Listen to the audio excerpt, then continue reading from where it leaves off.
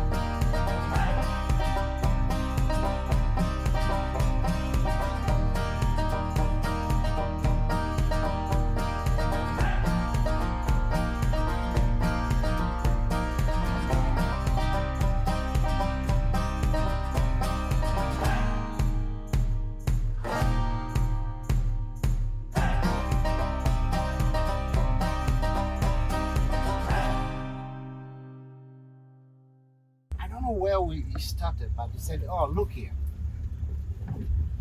You know, we're not only human beings, but the elephants were human beings."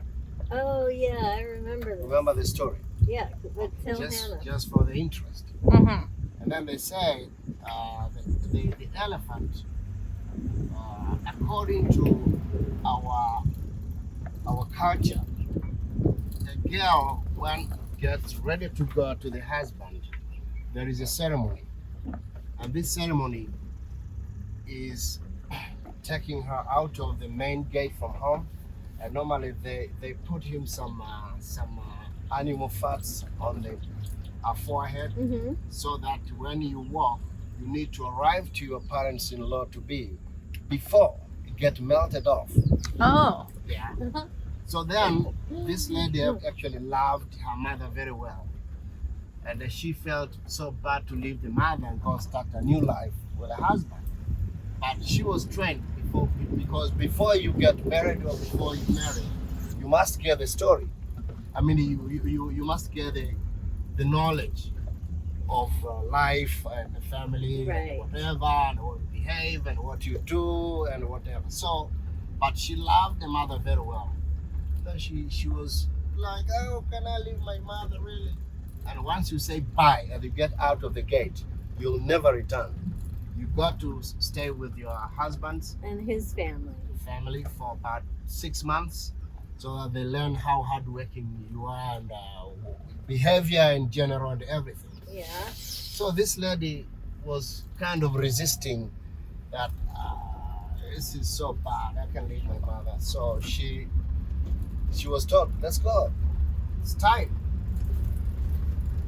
And she unfortunately returned back to the mother and hug again. "Okay, bye bye."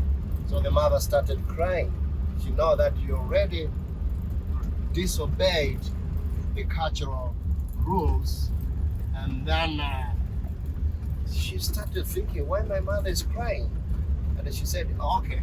She went out of the gate, and immediately she started getting the nose extended, the ears getting bigger, the legs are swelling, he cannot stand anymore, the teeth started overgrowing, the canines then become the elephant. Because she didn't go get married. Yes, you know, she then she did it. Oh, Vultures. vultures here. Yeah, so then later, they actually this was how we get lesson on how to behave to the family. Walking through the villages, I learned a lot, and I get it now. I get why the health and wellness industry is worth somewhere around $4 trillion right now. We have taken away as much of the natural aspects of our life as a culture. Instead of just eating locally grown, organically, naturally, nutritionally dense foods, we just use supplements. Instead of hunting and gathering our food, we pick from picture-perfect produce in an air-conditioned box store. Instead of learning to adapt to the different seasons, we have heating and air conditioning systems. Instead of learning to be one with nature, we watch nature documentaries, and we wonder, why are we so sick as a society? Why am I allergic to these foods? Why am I struggling? But because we aren't grounded, because we aren't connected. We aren't truly nurturing our bodies. Our food is overprocessed, lacks nutrition, and is genetically modified. We've been so connected from where our food is sourced and how it's grown and where it's grown and by whom, and of course we're not well. Tanzania reminded me how desperately we need to connect to nature, to our communities, to our food sources. You know, in Tanzania, when somebody dies and there's a funeral, the entire village comes to show support and bring food and donations to the family who lost their loved one. But not just their village. Neighboring villages and tribes will come and show support and take care of the family, no matter what. They take care of each other. They lift each other up. Arnold spoke of the mentality of no child is left behind. Not one child is left behind. And they take that very seriously. Good afternoon, teachers. Good afternoon, how are you? We are fine, thank you, teachers, and how are you too? All right. We are happy to see you Thank you. Thank you, teacher. Have a seat. And can you give your professional so they might become like you next time? What do you do? I'm a photographer. Photographer. Yes. Who wants to be a photographer here? Nobody. Nobody. Any one of you raise your hand and let me know. All of us here. Tell. Come on. What is a dream? What do you want to be? What will you become? Mechanical engineer. Mechanical engineering. Yes. And who else? Yes? A soldier. Who else? Yes? Little girl. A lawyer. Why do you want to be a lawyer? Because I like to defend the rights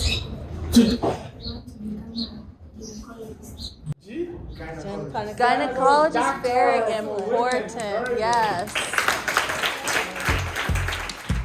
There's no class system there. They are all Tanzanians and they protect and take care of each other. And it felt incredibly safe. The people walk every day to the local market, select their locally grown foods for the day, and then walk home and diligently prepare food for their families every day. And we've become so accustomed to convenience, we can sit on our couch all day and have fast food delivered right to our doors and think, amazing, I don't even have to get up except for just to get the bag of greasy food at the door. How amazing. How blessed are we? But it's killing us. That's not living. That's not healthy. That's not nourishment. How did we get so disconnected and how do we get back? I get asked all the time, what did you eat there? And I feel like the expected answer is like beans and corn. We were served fresh fruit, lamb, pork, beef, chicken, fish, beans, all sort of vegetables. I mean, there were no little 4-course plated dinners. I called it the food parade every night because there was always so much food. It was closer to like 7 or 8 courses. We could have it however much we want. I was so stuffed constantly. They never once let us even get close to hungry. I heard many locals, including our guides, say, we don't let people starve here. So if you're hungry, eat. It made me realize that they are constantly fighting the perspective of Africa in general. These poor, starving, dirty African people. We see dirt roads and off-grid living and children having to walk long distances to school and having to cook over a fire and assume they are impoverished, but they don't go hand in hand. These people thrive in their lifestyle. No, it's not a convenient lifestyle, but it's a sustainable one. It's an intentional one.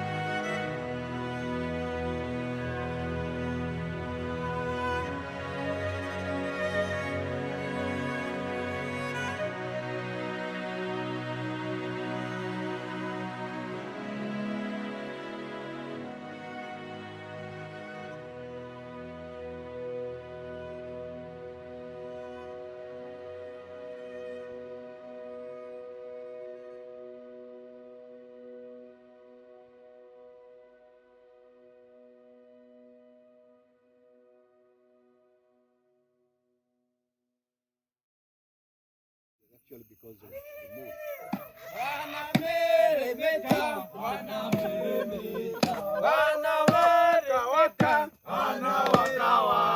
Wageni wanawaka waka, wanawaka waka, wageni wanawaka waka, wanawaka waka,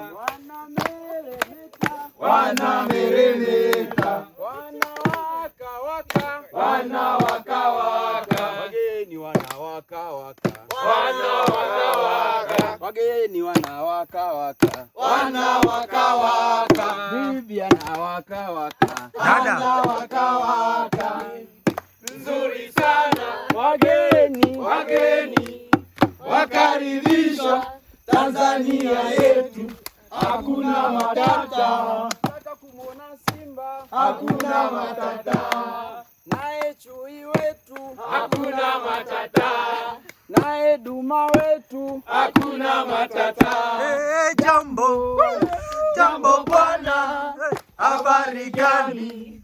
Nzuri sana. Hey, wageni wakaribishwa Tanzania yetu, hakuna matata. Naumia. Wageni silele mama, wanahitaji kubembelezwa. Wageni silele mama, wanahitaji kubembelezwa. Sio siri. Naumia. Sio siri. Naumia.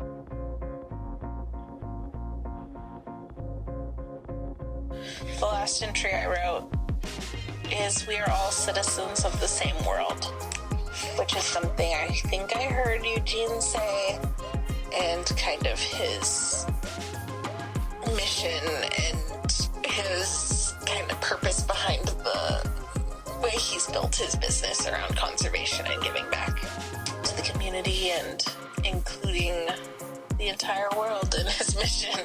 And it's guided by that phrase, we're all citizens of the same world. And I think that really hit me because it's so divisive right now. Everyone's so divided based on different opinions and beliefs and fucking tax brackets. And if we could just all realize we're citizens of the same world, what a better place we'd be.